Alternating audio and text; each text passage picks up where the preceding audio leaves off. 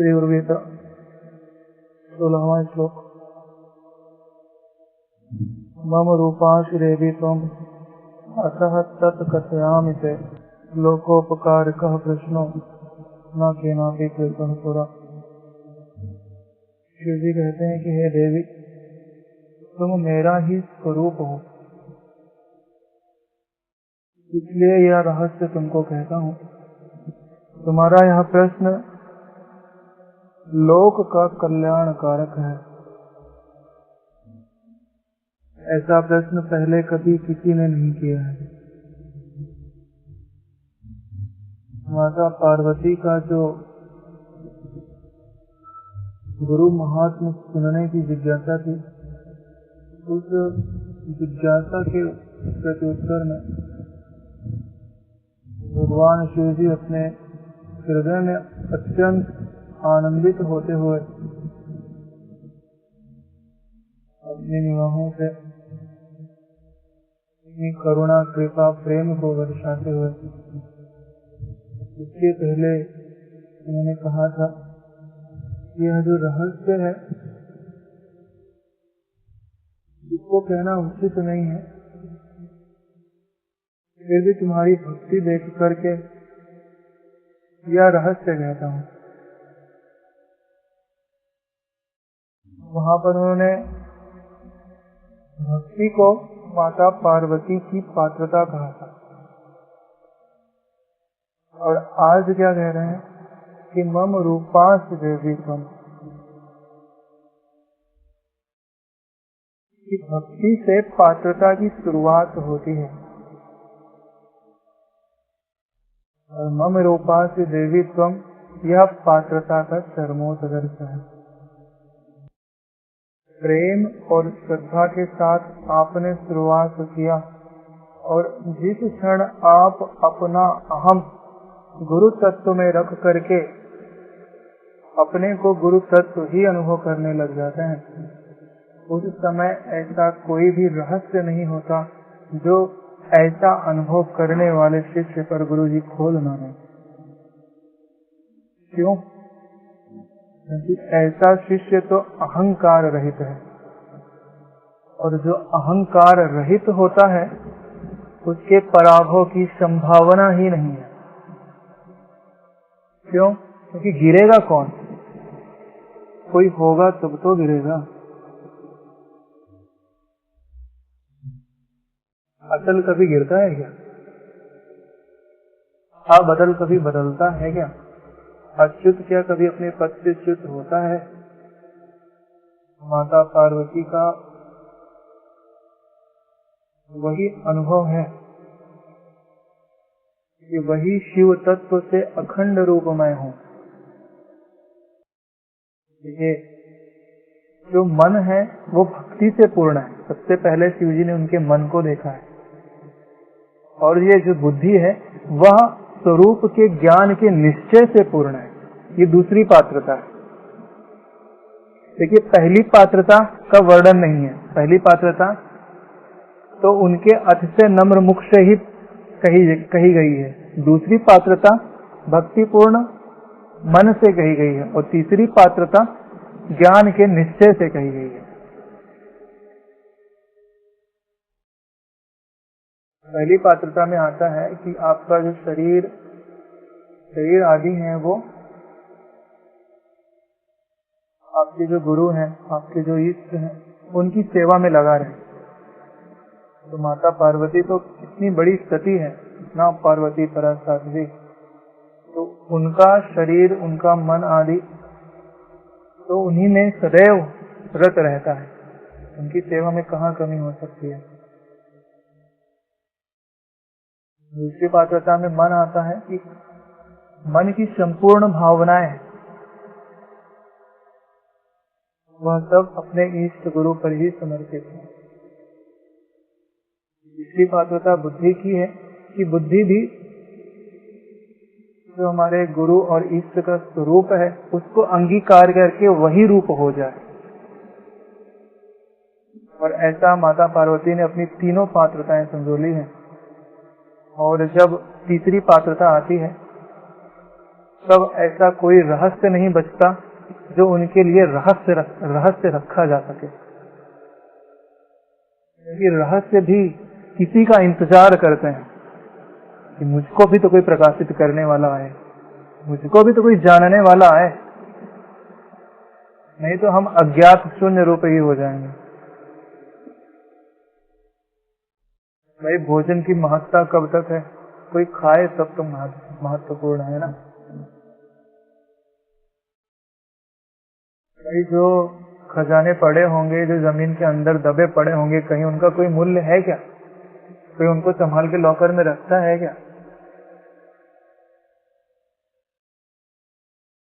वो तो दबे पड़े हैं, उनको भी अगर सुशोभित होना है तो पात्र के पास आना पड़ेगा, तभी उनकी महत्ता है। तभी वो किसी के सिर पे सजेंगे, किसी के गले में सजेंगे, किसी का रूप बढ़ाएंगे। ब्रह्मज्ञानी के पास आ गए, बात ही क्या। ऐसे ही जैसे मूढ़ लोगों से, संसारी प्रवृत्ति के लोगों से, तो दूसरे को धोखा करके ही सुखी रहना चाहते हैं, ऐसे लोगों से तो हर छोटी छोटी अपनी बहुमूल्य चीजें भी छुपाई जाती हैं। तो जो परम गोपनीय ब्रह्म विद्या है, कैसे नहीं गोपनीय रखी जाएगी। लेकिन जब पात्र दिखाई देता है तो आगे हम पढ़ेंगे कि जिसका चित्त शुद्ध होता है, बोले उसको प्रयत्न पूर्वक कहनी चाहिए। अब देखिए, इसके बाद शिव जी प्रयत्न पूर्वक कहेंगे। अभी तक तो माता की जिज्ञासा थी, अब आगे शिव जी इसको प्रयत्न पूर्वक कहेंगे, क्योंकि उन्होंने पूरी तरह से जो पात्रता के शब्द थे, पात्रता की जो परिभाषा थी, वो माता पार्वती में पूर्ण पाई है। और एक बात और कि मम रे रूपाश देवी तुम, ये बहुत बड़े प्रेम को निरूपित करता है। वैसे भी गुरु और शिष्य के विषय में आता है, शिष्य को कैसा होना चाहिए? गुरु जी का अंतर्यामी हो जाए। गुरु जी तो सबके अंतर्यामी हैं, लेकिन शिष्य वो गुरु जी की सेवा में सफल हो जाता है जो गुरु जी का अंतर्यामी हो जाता है।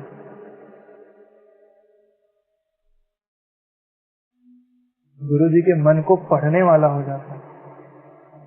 ये बताइए, जो गुरु जी के मन को पढ़ने वाला हुआ तो क्या गुरु जी के साक्षी से वो एकाकार नहीं है? क्या वो गुरु रूप नहीं हो गया? ऐसे ही यहाँ पर तो पति पत्नी का संवाद है, और पत्नी की जो पत्नी पना है वो तभी सिद्ध है कि वो पति की अंतर्यामी हो जाए, और शायद उसी अंतर्यामी पने को भी इनका ये वचन प्रमाणित कर रहा है। तो मेरा ही स्वरूप हो, ऐसा कह सकते हैं कि एक ही आत्मा है, एक ही मन है, और वो दो शरीरों में रह रहा है।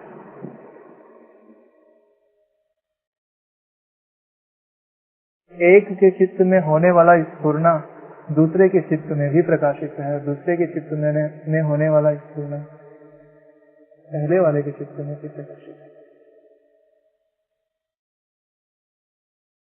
अभी तो कलयुग चल रहा है, पहले तो सतयुग का जमाना था। तो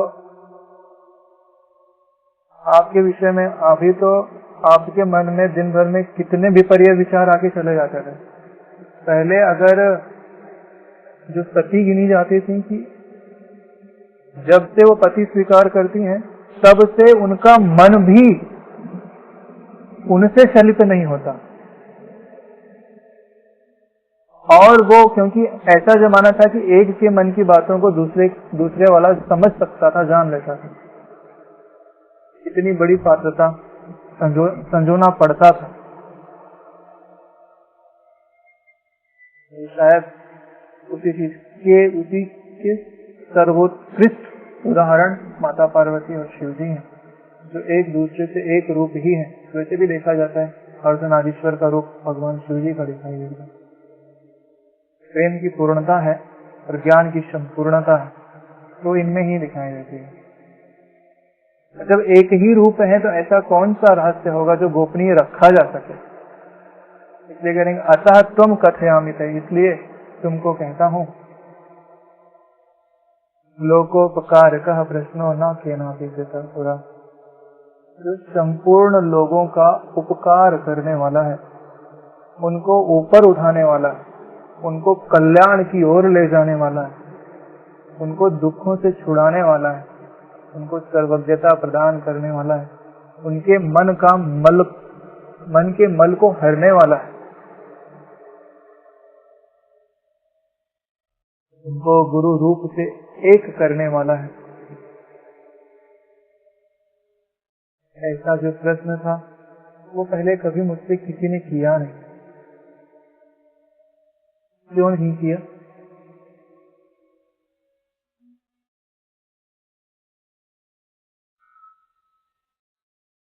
माता पार्वती जितना प्रेम भी तो संजोना अत्यंत कठिन। भाई कोई घड़ा लेके जाए तब तो पानी दिया जाए, जब कोई घड़ा लेके जाएगा ही नहीं तो पानी किसमें देंगे? पात्र तो चाहिए। आप भोजन करने के लिए जाते हो तो थाली तो होनी चाहिए, थाली भी नहीं है तो आप भोजन लेके किसमें आओगे? पात्र का मतलब ही होता है जिसमें आप कुछ रख सकें। श्री गुरु का 17वां श्लोक है, यस्य देवे परा भक्ति यथा देवे तथा गुरौ तस्य एते कथिता यथा प्रकाशन्ते महात्मनः।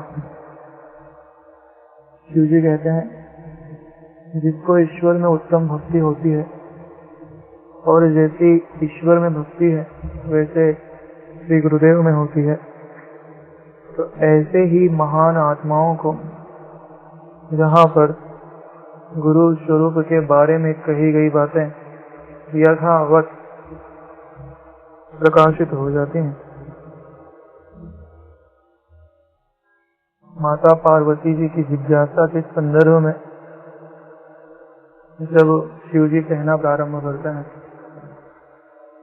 तो पहले यह बताते हैं कि मैं आपको कहता क्यों हूँ, क्योंकि आप पात्र हो। पात्रता का आधार क्या है कि आप में मुझे वह उत्तम भक्ति दिखाई दे रही है, इस कारण ही कहता हूँ। और तुम ज्ञान रूप से मुझसे एकाकार हो इसलिए भी कहता हूँ। और तुम्हारा यह प्रश्न बृहत दृष्टि को ध्यान में रखकर किया गया, स्वार्थ दृष्टि को ध्यान में रखकर नहीं किया गया। अपना और दूसरों सबको व्यापक तत्व में व्यापक अनुभूति में ले जाने के लिए किया गया है, इसके लिए मैं कहता हूँ। तो कहते हैं कि जो मैं कहूँगा उसके अर्थ का अनुभव करने में समर्थ कौन है? भाई जो विषय आप किसी के सामने रखते हैं अगर उसको समझ में ना आए तो फिर विषय कहने वाले की असमर्थता है या विषय समझने वाले की असमर्थता है। या तो वो कहने में सक्षम नहीं है या तो वो समझने में सक्षम नहीं है। अगर इसका उद्देश्य पूरा करना है तो दोनों की समर्थता होनी चाहिए। अब यहाँ कहने वाले तो सर्वसमर्थ हैं। अब पात्र कैसा हो? सुनने वाला जो जिस दृष्टि को ध्यान में रख कर कहा जा रहा है उस दृष्टि को अंगीकार कर ले। वास्तव में शब्द तो सभी सुनते हैं लेकिन वो अर्थ उसका अपनी मति के अनुसार लगाते हैं। शब्द तो आप सुन लेते हैं सत्संग आदि में, लेकिन उसका अर्थ घटन जिसकी जैसी दृष्टि है वैसा कर लेता है। होता क्या है कि जैसे आप कोई बोतल लेकर के जाएं, उसमें कोई रंग लगाओ तो आप पानी डालेंगे तो पानी जो है उसी रंग का हो जाएगा। हरा है तो हरे का, लाल है तो लाल, काला है तो काला। लेकिन पानी पानी के रूप में रहे उसके लिए जरूरी क्या है कि उसमें कोई रंग ना हो। और किसी रंग का ना होना अंतःकरण में ये घटित होता है उत्तम भक्ति के द्वारा। उत्तम भक्ति यानी पराभक्ति। यहाँ पे कह रहे हैं कि जिसको देव में उत्तम यानी पराभक्ति होती है। देखिए अभी ब्रजेश भैया ने प्रकाश डाला, फिर से उसी बात को दोहराता हूँ क्योंकि इनकी बातों में संपूर्णता है। दो ही तो चीजें हैं जिन्होंने इस पूरे दृश्यमान जगत को व्यवस्थित कर रखा हुआ है। एक तो अपरा प्रकृति है और दूसरी परा प्रकृति है। अपरा प्रकृति जो नानात्व को दिखाती है और परा प्रकृति जो नानात्व को बाधित करते हुए एकत्व की ओर लेकर के जाती है। और वेदांत के शब्दों में कहें तो एक अविद्या है और दूसरी विद्या है या ब्रह्म विद्या है। ऐसे लोग भी दिखाई देते हैं कि जो अज्ञान में फंसे हुए हैं और जो अज्ञान से मुक्त हैं, भाई जिनको आप ईश्वर कहते हैं, जो इस सृष्टि के बड़े लोकपाल हैं, उन्हें अपने स्वरूप का बोध है।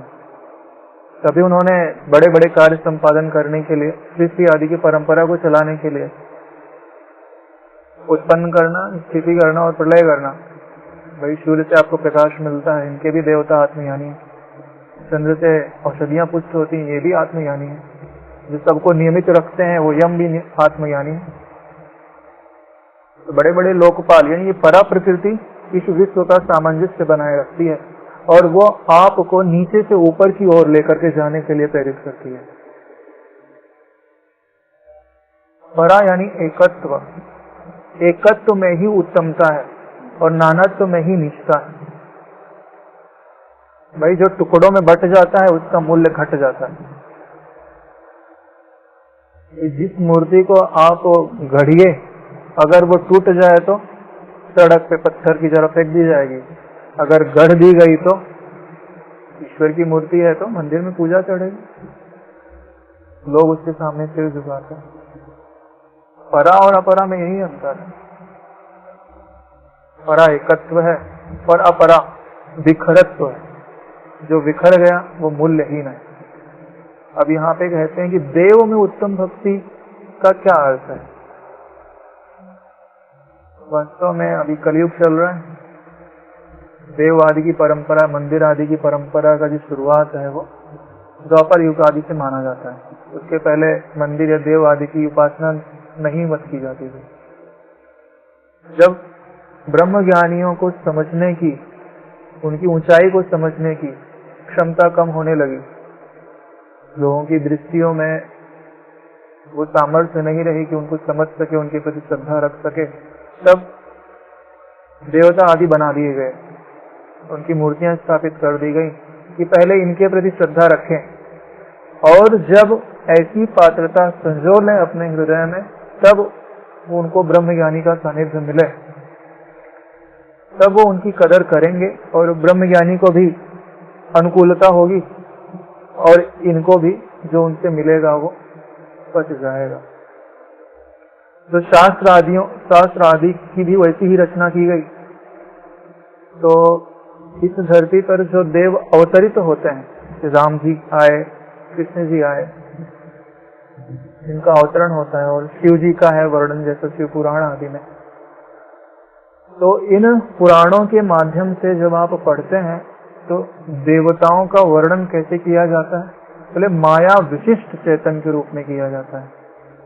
माया विशिष्ट चेतन का अर्थ होता है कि ऐसा आकाश जो कांच के अंदर आया हुआ है, यानी कि उसको सब कुछ प्रकाशित है,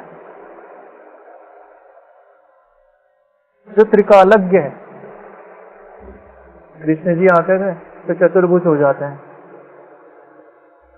कहीं से अंतर्धान होकर कहीं प्रकट हो गए, बछड़े और गोपों आदि के रूप में स्वयं ही बन गए।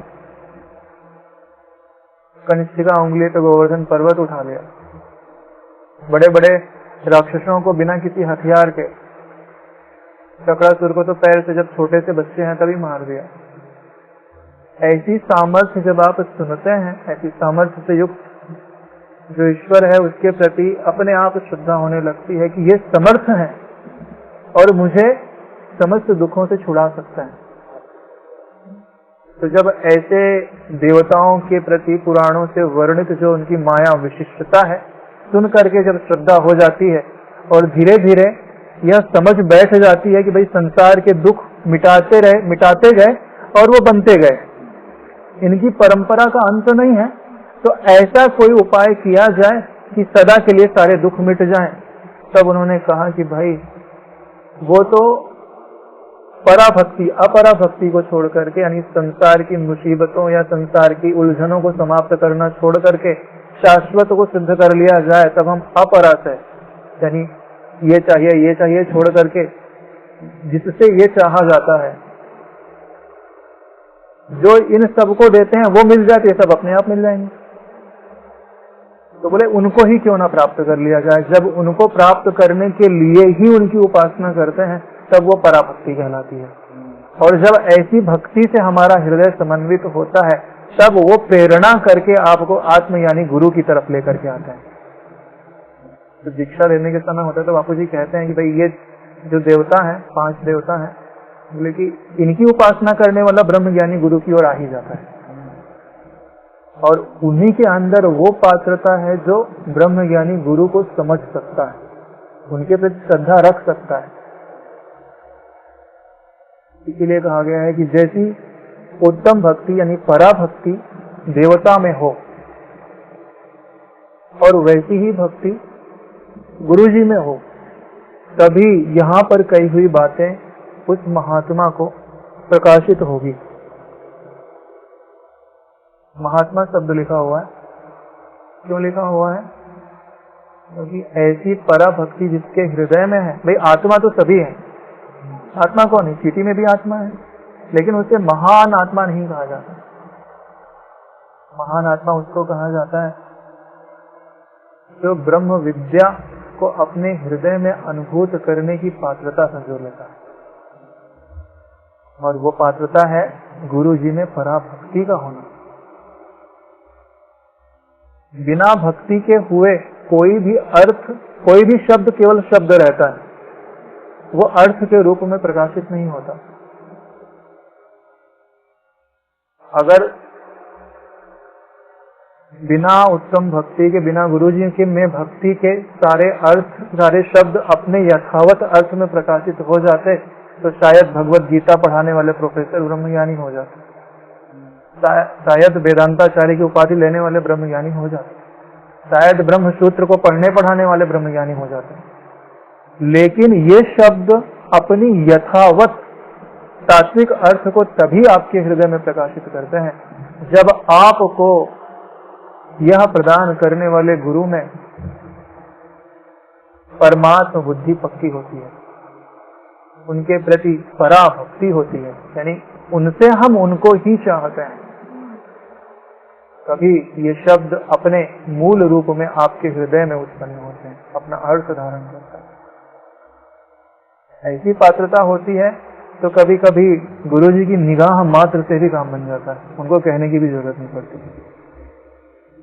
आपका हृदय ही ब्रह्म विद्या के उत्पन्न होने का केंद्र बन जाता है, बिना पढ़े ही आप ब्रह्म विद्या कहने लगते हैं। बहुत सारे प्रमाण, टोटकाचार्य जी का प्रमाण,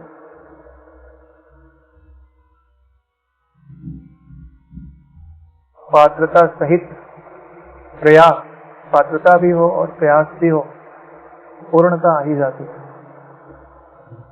शायद इसी श्लोक में वो सारी बातें समाहित हो जाती हैं कि जो आपको ब्रह्म विद्या का अर्थ आपके हृदय में प्रकाशित करा दे। श्री गुरु गीता 18वां श्लोक है आज का। यो गुरु स शिवः प्रोक्तो यह शिवः स गुरु स्मृतम विकल्पम यस्तु कुर्वीत स नरो गुरु तल्पगा। यहाँ पे शिव जी कहते हैं कि जो गुरु है वे ही शिव है, जो शिव है वे ही गुरु है। दोनों में जो अंतर मानता है वह गुरु पत्नी गमन करने वाले के समान पापी है। गुरु जी के महात्म्य में पहला श्लोक है। इसके पहले वाला जो श्लोक था उसमें कहा गया था कि श्री गुरु गीता में वर्णित गुरु महात्म्य उसके ही हृदय में बोधगम्य होगा या उसको ही ठीक से समझ में आएगा जिसके हृदय में परमात्मा को जानने के लिए ही परमात्मा से भक्ति है, परमात्मा से प्रेम है। सबसे पहले कहते हैं कि आप गुरु जी को शिव से अभिन्न समझो। जब आप समझोगे तो एक दिन जान भी जाओगे, और जिस दिन जान जाओगे कि गुरु जी सच में ब्रह्म रूप हैं, उस दिन आप भी ब्रह्म रूप हो जाओगे। सबसे बड़ी चीज ये है कि गुरु जी को आप कितना समझते हैं, जितना आप ऊपर उठते हैं उतना ही समझते हैं। जिस दिन आप गुरु जी को पूरा समझ गए ना, उस दिन आप भी पूर्ण हो जाओगे। और गुरु जी को पूरा समझाने की जिन्होंने पूरा ठेका लेके रखा है, वो श्री गुरु गीता ही है। कहा भी गया है कि इसको सुनने मात्र से ही, सुन करके स्वीकार करने मात्र से ही सारे दुख सदा के लिए विदा हो जाता है, सारे बंधन चले जाते हैं, सारी अज्ञता चली जाती है। यहाँ पे कह रहे हैं कि शिव शब्द यहाँ पे अधिष्ठान ब्रह्म के लिए आया है, परमात्मा के लिए आया है, जिनसे यह समस्त जगत उत्पन्न होता हुआ दिखता है, जिसमें बदलता हुआ मिथ्या सा प्रतीत होता है, और अंत में जिसमें लीन हो जाता है, वह परब्रह्म और गुरु जी की अभिन्नता है। वो परमात्मा व्यक्त है, वो परमात्मा अव्यक्त है, और गुरु जी उनका व्यक्त रूप है। भाई अग्नि तो सर्वत्र विद्यमान है, ऐसी कौन सी वस्तु है जिसमें अग्नि नहीं हो? सब में अग्नि तत्व है, लेकिन वो जब तक प्रकट नहीं होता तब तक न प्रकाश मिलता है और न उससे भोजन आदि आप पका सकते हैं। ऐसे परब्रह्म तो सर्वत्र विद्यमान है, लेकिन उसका लाभ कब मिलता है आपको? जब वो प्रकट रूप में गुरु रूप से आपको प्राप्त होता है। गुरु और उस अव्यक्त परब्रह्म की एकता आपके हृदय में होनी चाहिए। और इसी बात, सबसे पहली बात यही है, जब आप गुरु जी को ईश्वर सबसे पहले स्वीकार कर लो, सबसे पहले मान ही लो अपनी श्रद्धा के बल पे, और यहीं से शुरुआत होती है। कहते हैं कि जो गुरु हैं वही शिव हैं, और जो शिव हैं वही गुरु हैं। भाई दोनों बात परस्पर क्यों कहा गया है? देखिए, क्योंकि इसके पहले वाला जो श्लोक है उसमें कहा गया है कि देव में पराभक्ति होती है। जब आप गुरु जी को, जो गुरु हैं वही शिव हैं, यानी कि गुरु जी में परमात्मा बुद्धि और परमात्मा में गुरु बुद्धि। कहते नहीं कि किसी वस्तु को इधर से प्रकाश डालो तो आधा भाग प्रकाशित होता है, और फिर पीछे से घूम के उधर से प्रकाश डालो तो पूरा भाग प्रकाशित हो जाता है। कभी कभी कुछ भाव ऐसे होते हैं कि जब हम कहते हैं कि हमारे गुरु जी ही परमात्मा है, तो कुछ विशेषण छूट जाते हैं। क्यों? क्योंकि हम इस तरफ से देख रहे हैं। जब ये भाव कर लेते हैं कि परमात्मा ही हमारे लिए गुरु बन के आए हैं, तो उस तरफ के भी भाव पूर्ण हो जाता है। दोनों तरफ से जब दृष्टि हम मिला लेते हैं, तब गुरु और ईश्वर की जो अभिन्नता है वो हमारे हृदय में आने लगती है। रामचरितमानस में भी आता है कि वंदे बोधमयम नित्यम गुरु शंकर रूपिणम यम आश्रित्य ही वक्रोपि चंद्र सर्वस्व वंदक। जो ज्ञान स्वरूप गुरु जी हैं वो भगवान शिव से एकाकार ही हैं, और यह उनकी ही महिमा है कि उनके सिर पर जो टेढ़ा चंद्रमा है वह भी सर्वत्र वंदना को प्राप्त हो जाता है। यानी हम लोग प्रकृति में उलझे हुए टेढ़े अंतःकरण वाले ही तो हैं। जिस दिन गुरु जी हमको स्वीकार कर लेते हैं, उस दिन उनके साथ होने के कारण हम भी वही रूप होकर के पूजित होने लगते हैं। भाई चंद्रमा भी शिव जी का एक अंग गिना जाता है। भाई फूल चढ़ाया जाता है तो क्या चंद्रमा को अलग हटा के चढ़ाया जाता है? उनको भी चढ़ता है। यानी कि गुरु जी से शिव जी की जो अभिन्नता है वह आपको वंदनीय बना देती है। में भी आता है कि ईश्वर गुरु आत्मेति मूर्ति भेदे विभागुण देव मोहत व्याप्त देहाय तस्मै श्री गुरु। ईश्वर और गुरु एक रूप ही है। अब आगे कहते हैं कि जब ऐसा समझ लिया तब तो आगे की बातें आपके लिए हैं। उनको समझना और उनसे एकाकार हो जाना, आपका मनुष्य जन्म सार्थक हो जाएगा। लेकिन अगर आप इसका विपर्य मानते हैं, क्या मानते हैं कि गुरु और शिव अलग अलग हैं, दोनों में कोई संबंध नहीं है, यानी आप अपने गुरु को देहधारी समझ रहे हो, देह में आवृत समझ रहे हो, यानी कि आपकी दृष्टि जब देह पर आकर के रुक गई तो आप कैसे देह से अतीत पद का साक्षात्कार कर लोगे। जब आपने अपनी अंजलि नल के ऊपर रख दी है तो आपकी अंजलि भरेगी क्या? कभी नहीं भरेगी। जो आपको ऊंचा उठाने वाले हैं आपको उनके पीछे पीछे चलना चाहिए। जो आपको राह दिखाने वाले आप उनसे आगे चले जाओ, आप कभी मंजिल को प्राप्त करोगे? नहीं करोगे।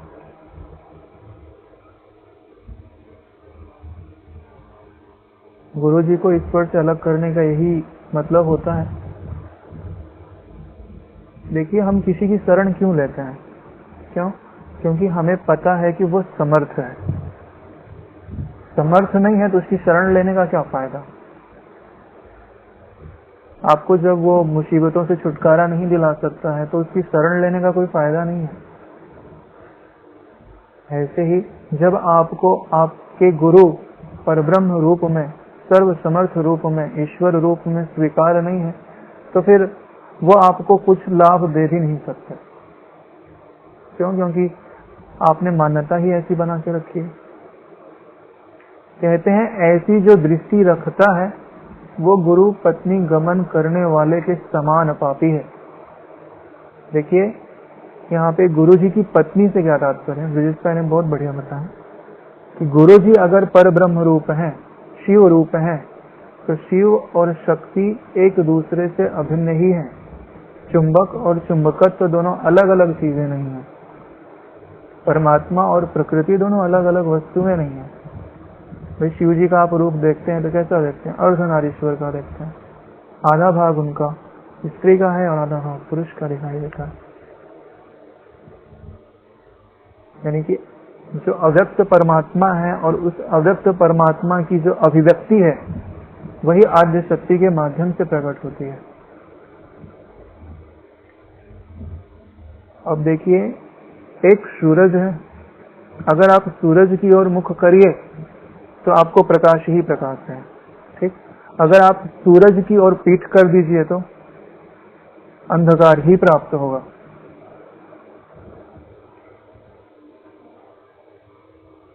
ईश्वर की तरफ मुख करने का मतलब है आप गुरु जी के सन्मुख हैं तो आपके लिए ज्ञान है, सुख है, आनंद है, शाश्वत जीवन है। और वही अगर आपने मुख प्रकृति की ओर कर लिया तो जो सबसे बड़े पापों में से गिना जाता है वह पाप उसको बोलते हैं जो आपका पतन करा दे। पतन किसको बोलते हैं? कि आप जो है 84 लाख योनियों से क्रमबद्ध तरीके से 200 करोड़ साल खर्च करके मनुष्य जन्म में आए हो। क्रमबद्ध तरीके से ऊपर उठते हुए आया ना। अब ऊपर से फिर नीचे चले जाए ना, इसको बोलते हैं पतन। मनुष्य से फिर नीचे चले जाओ, ये पतन कहलाता है। मनुष्य आज इससे ऊपर जाइए। जब आप प्रकृति में ही सुख ढूंढने लग जाओ या प्रकृति की ओर मुख कर लो तो आपका पतन अवश्यंभावी है। गुरु जी में देह दृष्टि करने वाले की यही गति होती है। गुरु जी को परमात्मा से आपने अलग कर दिया तो उसको वही पाप लगता है जो उसको अंधकार की ओर लेकर के जाता है। क्यों? क्योंकि सूर्य की ओर से पीठ दिया तो क्या मिलेगा? अंधकार मिलेगा। सुख की ओर से पीठ दे दीजिए तो क्या मिलेगा? बोले दुख मिलेगा। ज्ञान की ओर से पीठ दे दीजिए तो बोले अज्ञान मिलेगा। उन्नति की ओर से पीठ दे दीजिए तो क्या मिलेगा? पतन मिलेगा। ये सब कुछ आपको उपहार में तब मिल जाते हैं बिना कुछ किए। खाली एक दृष्टि आपने बदली, कहा तो आप शाश्वत ब्रह्म के शाश्वत आनंद शाश्वत ज्ञान के अधिकारी थे, और एक हल्की सी दृष्टि बदली नहीं, हजारों वर्षों का दुख भी आपने बना लिया। मनुष्य जन्म से जो नीचे गिरा ना, वो मनुष्य जन्म में वापस कब आएगी इसकी कोई गारंटी नहीं है। मनुष्य जन्म ऐसा कीमती जन्म है जहां आप कुछ ही समय में ऐसी दृष्टि, ऐसा ज्ञान प्राप्त कर सकते हैं कि हजारों लाखों करोड़ों वर्षों का ऊपर का लोक प्राप्त हो जाए, या शाश्वत जीवन शाश्वत वैभव की प्राप्ति हो जाए, और कुछ ही समय में ऐसा घृणित कार्य भी कर सकते हैं कि हजारों वर्ष नरकों में पकना पड़ जाए। अमूल्य भी है तो इतना बड़ा है, और सबसे बड़ा दुख देने वाला भी है तो भी इतना ही बड़ा है। इसके लिए इसको अधम से अधम भी बोलते हैं, और इसको सुर दुर्लभ भी बोलते हैं। पंचरचित यहाँ अधम शरीरा भी बोलते हैं।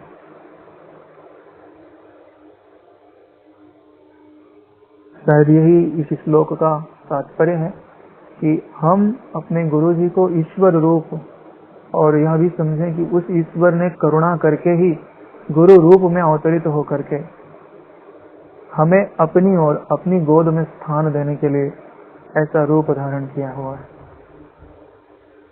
तभी हम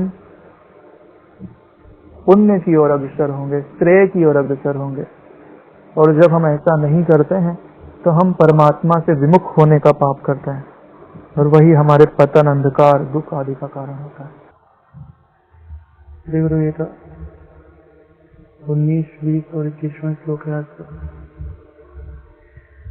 वेद शास्त्र पुराणानि च इतिहासादिकानि च मंत्र यंत्र विद्यादीनि मोहनोच्चाटनादिकं शैव शाक्त आगमादीनि हि अन्ये च बहवो मता अपभ्रंशाः समस्तानां जीवानां भ्रांति चेतसां जपस्तपोव्रतं तीर्थं यज्ञो दानं तथैव च गुरुतत्त्वमविज्ञाय सर्वं व्यर्थं भवेत् ते। यहाँ पर कहते हैं कि सबसे बड़ी चीज है कि सबसे प्यारा संबोधन जो गुरु गीता का है वो यहाँ पे लगाया गया है। प्रिय शब्द का प्रयोग किया भगवान शिव जी ने अपने ही रूप वाले मम रूपाशी और अत्यंत भक्ति से युक्त अत्य नम्र सा है जिनके चेहरे पर दिखाई दे रही है। देखिए, भगवान शिव का जो प्रिय है उसके अंदर क्या क्या पात्रताएं हैं। भगवत गीता में भी कहते हैं ना, भगवान की उनका सबसे प्रिय क्या है? जो उनका बोध प्राप्त कर चुका है, जो ज्ञानी वही उनको सबसे अधिक प्रिय है। तो यहाँ पे मम रूपाशी देवी तुम कह करके उन्होंने यहाँ बता भी दिया था कि माता पार्वती को शिव तत्व का यथार्थ बोध है, और तुम्हारी भक्ति देखकर कहता हूँ तो बोध के बाद भी उनके हृदय में उनके लिए विशिष्टा द्वैत स्वीकार करके पराभक्ति स्थित है। देखिए, यहाँ पे प्रिय शब्द का उद्बोधन क्यों किया गया है? प्रिय कह करके उन्होंने उनके चित्त को अपनी ओर इतने प्रेम के साथ आकृष्ट किया है क्योंकि सबसे बड़ी गाज गिरने वाली है। यह जो 3 श्लोक है, ऐसा कहने का और सुनने का जो सामर्थ्य है वो विलक्षण है। एक ब्रह्मज्ञानी गुरु ही होते हैं जो सारे साधनों का निषेध कर सकते हैं, और एक सत्शिष्य ही होता है जो अपने सारे साधनों को कटते हुए देख करके भी अपने गुरु जी के प्रति अनन्य श्रद्धा बनाए रखता है। ये जो तीनों श्लोक हैं, इस पूरी सृष्टि के सारे साधनभूत सारों को निरूपित करते हैं। उनको उन्होंने एक पलड़े में रख दिया है, और गुरु तत्व का जो ज्ञान है उसको उन्होंने दूसरे पलड़े में रख दिया है। और गुरु तत्व का जो पलड़ा है वो सारे कालों से, सारे जब से सृष्टि बनी है, यदि सृष्टि बनी हो या कितनी भी सृष्टियां हो गई, तब से वो पलड़ा भारी ही है। क्या क्या गिनाया है उस पर नजर डाल लेता है। वेद जिन्हें कहते हैं कि अपौरुषेय हैं, जिनका कर्ता कोई नहीं है। ब्रह्मा जी केवल आकाश से उन ज्ञान को प्राप्त कर लेते हैं, उनके मुख से निकलता है, रचते नहीं है वो। ऐसे अपौरुषेय वेद भी, यानी कि कोई वेदों का पूरा ज्ञान प्राप्त कर ले, सारे शास्त्र पढ़ ले, वेद शास्त्र पुराणों को भी पढ़ ले, और जानकारी चाहिए तो इतिहास आदि उनका भी वो प्रकांड विद्वान हो जाए कि कौन से ऋषि किस काल में हुए थे, क्या उपदेश दिया, कौन से समय में कौन सा राजा था, कितने पुत्र।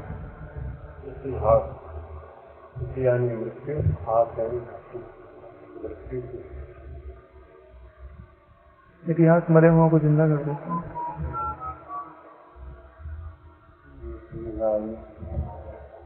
चलिए, ये तो रही पुस्तकों की, ग्रंथों की बात जिनसे आपने जानकारियां प्राप्त की। बोले इससे भी कोई ऊंचाई पे प्राप्त करना चाहे, बोले मंत्र का आश्रय ले ले। मंत्रों में भी 3 विभाग कर दिए, तांत्रिक, शास्त्रीय और वैदिक मंत्र। तीनों का भी वो हस्तगत हो। जो मंत्रों को सिद्ध कर लेते हैं उनको सिद्ध कहा जाता है। बहुत सारी विद्याएं दिखाने की उनके पास सिद्धियां होती हैं। आकाश में उड़ सकते हैं, देवों का रूप धारण कर सकते हैं, फिर भी वो मुक्त नहीं होते,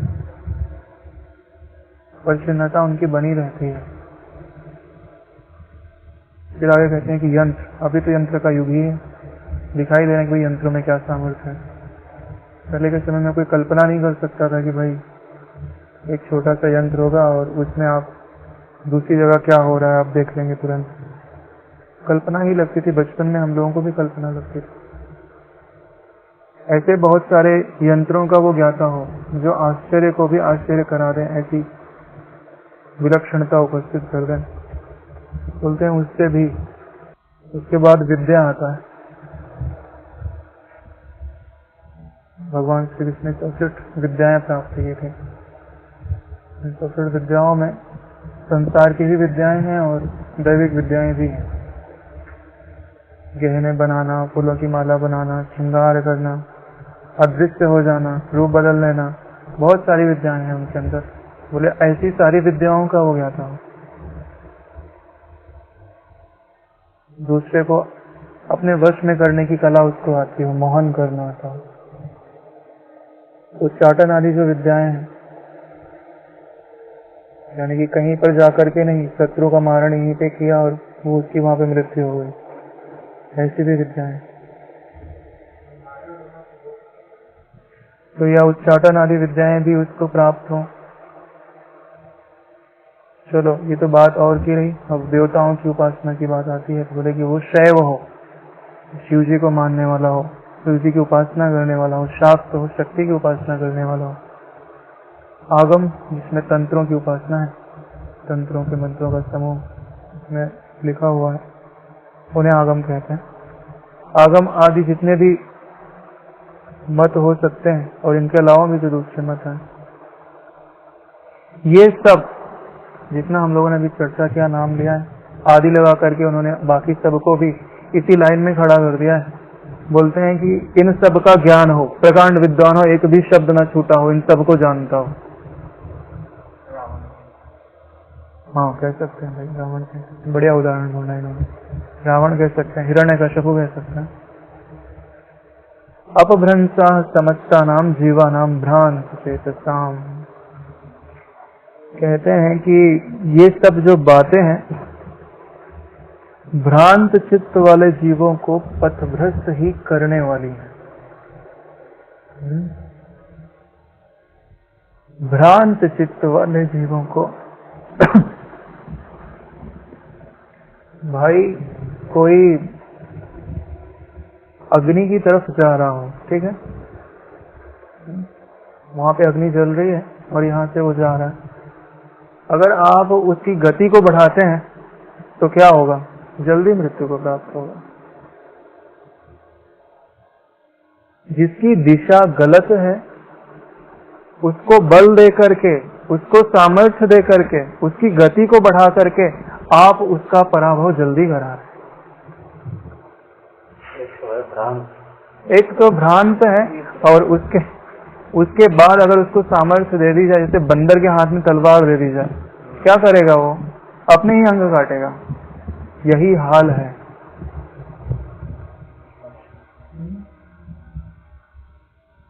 भाई जो असुर केवल थोड़ा सा दुख भोग के काट सकते थे, उन्होंने तपस्या की और ऐसी शक्तियां पाई कि इतना लोगों को सताया कि हजारों वर्ष जो है उन्होंने नरकों में सड़ना पड़ा उसके कारण।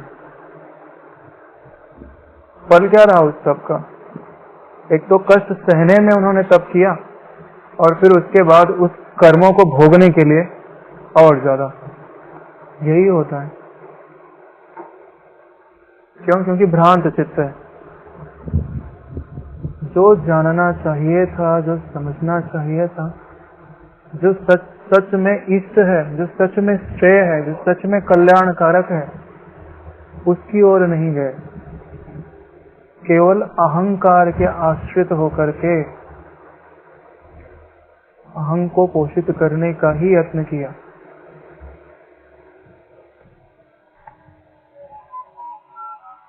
कहते हैं कि आगे कहते हैं कि जब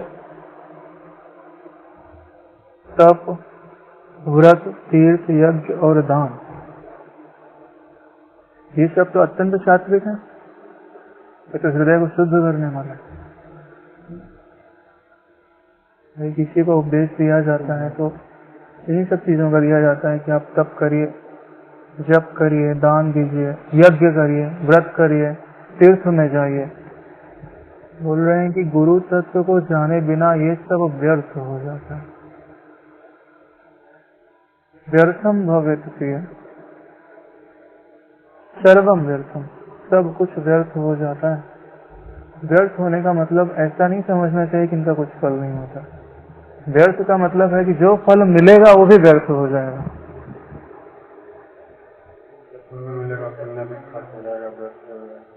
मैं करता हूँ, मैं शरीर से कर रहा हूँ, ये कर्म मेरे हैं, मुझे इसका फल मिलेगा। अहंकार पूर्वक कर्म करेगा। इतना सारा कहने का तात्पर्य क्या है? कहने का तात्पर्य एक ही है कि इतने सारे आपने साधन किए, लेकिन अगर आपने जैसे बहुत सारे जीरो आपने बना लिए, ठीक, अगर आपने एक कड़ा नहीं लगाया तो वो सब जीरो ही रहेंगे, उनका कोई मूल्य नहीं है। ऐसे ही जब तक आपने अपना अहम गुरु तत्व में नहीं मिटाया और गुरु तत्व को के स्वरूप को यथावत बोध नहीं प्राप्त किया उसका, तब तक नश्वर शरीर से जुड़ी हुई ये सारी उपलब्धियां नश्वर शरीर के साथ ही चली जाती हैं। इनका कोई मूल्य नहीं रह सकता। यहाँ पे कोई कीड़ा घूम रहा होगा, उसने भी दान किया होगा, उसने भी यज्ञ किए होंगे, उसने भी व्रत किया होगा, लेकिन आज उसके पास उन सब चीजों का कोई मूल्य नहीं है, व्यतीत हो गया, शून्य ही है। क्यों? क्योंकि उसने एक को नहीं जाना।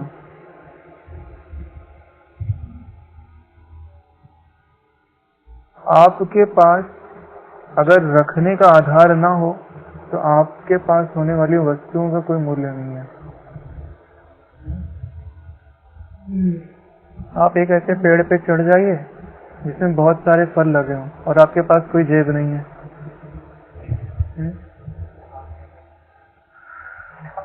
हाँ सही बात है, खा के तो आ सकते हैं, लेकिन लेके नहीं जा सकता है। तप आदि किया आपने, उस समय जो मिला तो मिला, लेकिन फिर रीते हाथ नीचे उतर आओ। ऐसी ही हाल है। इसके लिए कह रहे हैं कि सबसे बड़ी सच्चाई उन्होंने बताई है। गुरु तत्व का ज्ञान ही वह युक्ति है, वह साधन है जो जिस कारण आपको यह तन मिला है। ये मनुष्य का तन क्यों मिला है? क्योंकि 84 लाख योनियों से घूमते घूमते हम जिस शाश्वत सुख की, जिस शाश्वत प्रेम की चाह करते आए हैं, उसको पूर्ण करने का साधन मिला है, उसको प्राप्त करने का साधन मिला है। वो प्राप्त करने के लिए ही यह शिव जी के मुख से निकली हुई गुरु गीता है। गुरु गीता इसके 21 श्लोकों की हम लोगों ने चर्चा कर ली है। आज 22वां श्लोक है। गुरु बुद्धि आत्मनः नान्यत् सत्यम सत्यम वरानने। यहाँ पर वरानने शब्द आया है, जिसका हिंदी में अर्थ सुमुखी लिखा गया है। लेकिन हम लोगों ने पहले भी चर्चा की है कि यह जो गुरु गीता है, एक तो शिव जी ने पार्वती जी को सुना रहे हैं, तो वहाँ उन्होंने उनको शब्दों का आदान प्रदान कराया है, और यहाँ हम शिव को अपने परमात्मा के रूप में, साक्षी के रूप में रखा है, और बुद्धि की जगह पे, पार्वती की जगह पे हमने अपनी बुद्धि को रखा हुआ है, और वहाँ शब्दों के माध्यम से आदान प्रदान हुआ है, और यहाँ हम उनसे इन शब्दों का अनुभव चाहते हैं। ज्ञान मिला है, अब हम बोध चाहते हैं कि वह हमारा अनुभव हो जाए। तो सुमुखी शब्द का क्या अर्थ होता है? भाई सुंदर किसको बोलते हैं?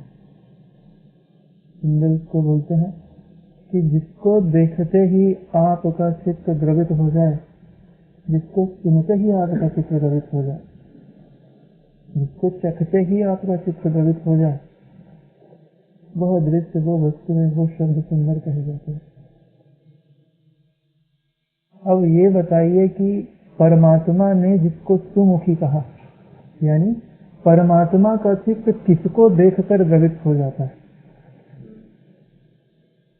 एक ही वस्तु है जो परमात्मा को के चित्त को पिघला देती है।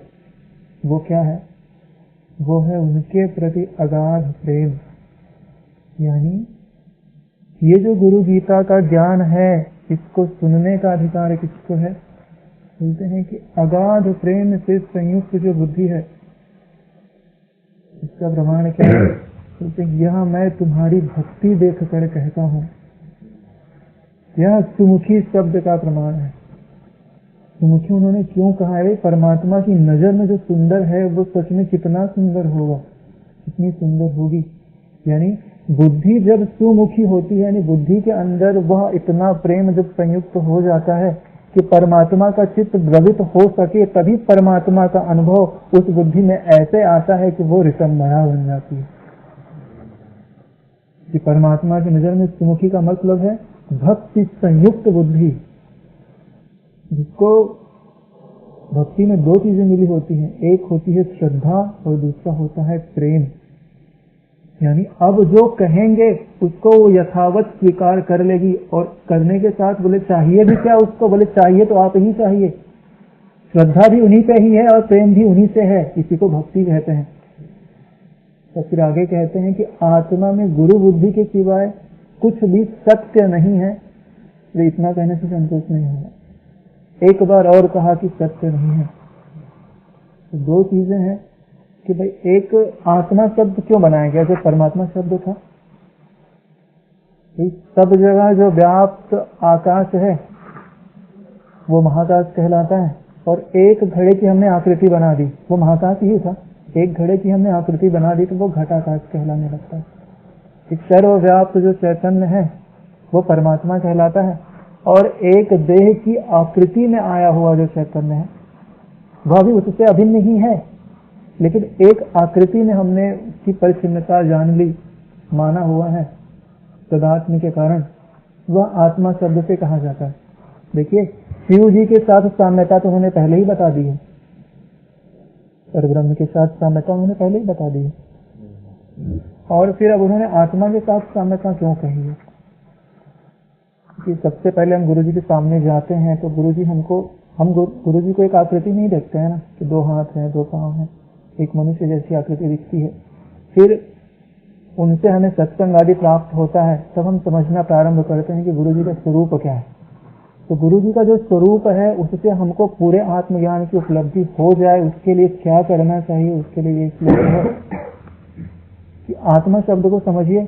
आत्मा शब्द किसको कहते हैं? कि भाई अपनी इंद्रियां बदल रही हैं, मन बदल रहा है, बुद्धि बदल रही है, अहंकार बदल रहा है, लेकिन इस शरीर में एक व्याप्त ऐसा चैतन्य है जो इन सब में व्यापा हुआ है और इनके बदलाहट पे नहीं बदलता है। हर क्रियाओं को यथावत साक्षी रहकर देख रहा है। जब आप बाहर दिखने वाले गुरु को उस जगह पे बिठा दीजिए, कहाँ पर? जो आपके भीतर अबदल है, जो आपके भीतर साक्षी है, वहां पे जब आप बिठा देंगे तब आपकी कोई भी क्रिया उनसे अछूती नहीं रहेगी। आपको सदैव यह ध्यान रहेगा कि गुरु जी मेरे इन विचारों को देख रहे हैं। क्या जब मेरे विचार गुरु जी के योग्य हैं? मेरे गुरु जी मेरे हर भावों को देख रहे हैं, गुरु जी मेरी हर क्रियाओं को देख रहे हैं। और वास्तव में है भी ऐसा। राम सरोखे बैठ के सबका मुझ डाले, तो कहाँ बैठ के देखते हैं? बोले साक्षी में ही बैठ के देखते हैं। और जब आपको आत्मज्ञान की शुरुआत करनी है तो उस साक्षी में आपको गुरु जी को बिठाना ही पड़ेगा। और ये तो आपका अनुभव है कि वो साक्षी मैं हूँ। और जिस क्षण आप गुरु जी को वहां पे बिठाते हैं तब आपका मैं गुरु तत्व में लीन होने लगता है। आपकी शरीर समस्त इंद्रियों की समस्त क्रियाएं, मन की समस्त संकल्प विकल्प और बुद्धि के निर्णय और अहम की उपाधि, ये सब गुरु जी के द्वारा नियंत्रित होने लगती है। क्यों? क्योंकि आपने सर्व नियंता की जगह पर इनको बिठा दिया है। गुरु गीता की शुरुआत में सबसे सचोट श्लोक शुरुआत यहीं से होती है कि आप साक्षी में गुरु जी को बिठाइए। गुरु बुद्ध्यात् मनोन्मान्यत सत्यम सत्यम वरानने। और बोलता है ऐसा करने में समर्थ कौन है? बोले जो भक्ति से युक्त बुद्धि है, वही सुनने के लायक भी है और उसी को यह प्रसाद पचता भी है। क्योंकि ऐसा जो आत्मज्ञान है, आत्मज्ञान यानी कि आपकी आत्मा ही गुरु जी है। ये जो आत्मज्ञान है, बोलते हैं कि जो मनीषी है, मनीषी का अर्थ होता है कि जिन्होंने अपने मन को जीता है। बोले इस आत्मज्ञान को पाने के लिए जो बुद्धिमान है, यानी जो जिन्होंने अपने मन को जीत लिया है, इस आत्मज्ञान को प्राप्त करने के लिए उनका यह जो प्रयत्न है उनका वो कर्तव्य कहा जाता है। आत्मज्ञान की प्राप्ति के लिए जो प्रयत्न है, ऐसे मनुष्यों का एक कर्तव्य कहा जाता है। तो थोड़ा विचार करते हैं तो भाई अग्नि का कर्तव्य क्या है? अग्नि का कर्तव्य जलाना है। अगर अग्नि जलाती नहीं है तो वो अग्नि नहीं कही जाएगी। जल का कर्तव्य है गीला करना, अगर वो गीला नहीं करता है तो वो जल नहीं कहा जाएगा। ऐसे ही जो मनीषी है और आत्मज्ञान की ओर यत्न नहीं करता है तो वो मनीषी नहीं कहलाएगा। जिसने मन को जीता हो और आत्मज्ञान ना हो, संभव ही नहीं है कि उसने मन को जीत लिया या मन को जीतने की ओर जा रहा हो। इसी के लिए कहा गया है कि मनीषियों का आत्मज्ञान की प्राप्ति के लिए प्रयत्न करना कर्तव्य कहलाता है। कर्तव्यस्य मनीषी भी। ये आज के श्लोक का सार है कि भाई आपको आत्मज्ञान में शुरुआत करनी है तो आपको अपने साक्षी के रूप में गुरु जी को बिठाना है। और ऐसा करने में समर्थ वही बुद्धि हो सकती है जो श्रद्धा और प्रेम दोनों से युक्त है, जिसमें उनके प्रति अगाध प्रेम है। पराभक्ति की बात पहले भी आ चुकी है और भक्ति देखकर कहता हूँ ये भी बात पहले आ चुकी है। वो दोनों चीजें इसको प्रमाणित करती हैं। और फिर कहते हैं कि ऐसा जो ज्ञान है, बोलते हैं कि जिन्होंने मन को जीत लिया है वो उन्हीं के लिए है और वो उनका कर्तव्य है। यानी कि उनको ऐसा करना उनके लिए अवश्य ही है। जब ऐसा करेंगे तभी उनको मनीषी होना प्राप्त है।